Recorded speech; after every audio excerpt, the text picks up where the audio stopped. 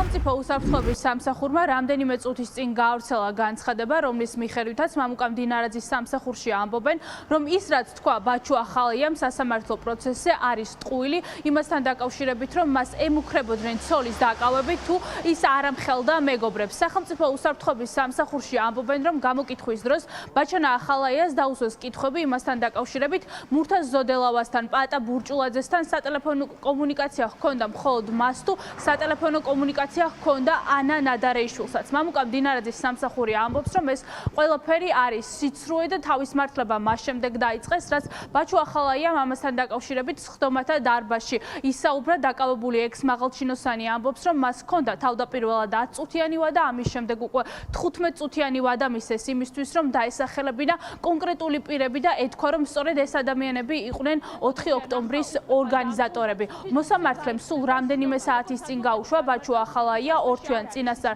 პატიმრობაში. სწორედ ამის ფონზე ქართული ოცნების მაღალჩინოსნები ამტკიცებენ, რომ 4 ოქტომბრის მიმდინარე მოვლენებთან პირდაპირ კავშირში იყო ბაჩუ ახალაია. მაგალითად გიავოლსკი იმასაც კი ამბობს, რომ კონკრეტულად იციან, ვინ აფინანსებდა ამ საპროტესტო აქციებს, ვინ იყო ამ ყველაფრის მთავარი ორგანიზატორი და ქართულ ოცნებაში ამბობენ, რომ ამ ყველაფრის მთავარი მიზანი იყო ის და ბაჩუ ახალაიას მთავარი მიზანიც იყო ის, რომ ძალაუფლება ხელში ჩაეგდო.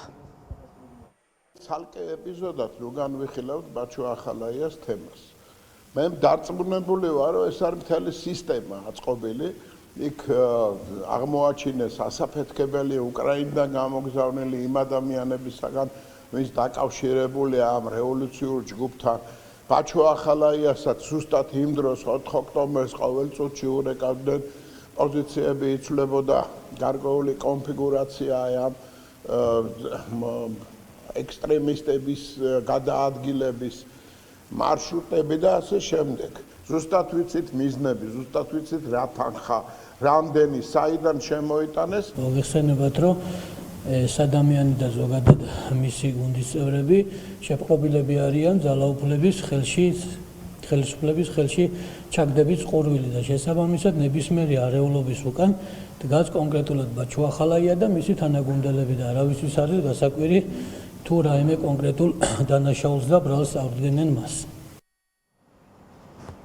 ბაჩუ ახალაია მოსამართლემ სულ რამდენიმე საათის წინ გაუშვა პატიმრობაში და ამ დრომდე უცნობია რა მტკიცებულებები დევს საქმეში. დღეს სახელმწიფო ბრალდებას არ უთქვამს აუდიო ჩანაწერები დევს თუ არა საქმეში. ამბობენ, რომ ეს საქმე არის ძალიან მნიშვნელოვანი და დამატებით დეტალებთან დაკავშირებით ვერ ისაუბრებენ. იმ ფონზე, როდესაც ქართული ოცნების მაღალჩინოსნები ამბობენ, რომ იციან ყველა მტკიცებულება, ასევე იციან რა თანხა ფიგურირებს საქმეში და ასევე ისიც იციან, ვინ გეგმავდა 4 ოქტომბრის საპროტესტო აქციებს. ამის მიუხედავად ფაქტებს ამ დრომდე არც სახელმწიფო ბრალდება და არც სახელმწიფო უსაფრთხოების სამსახური არ ავრცელებს.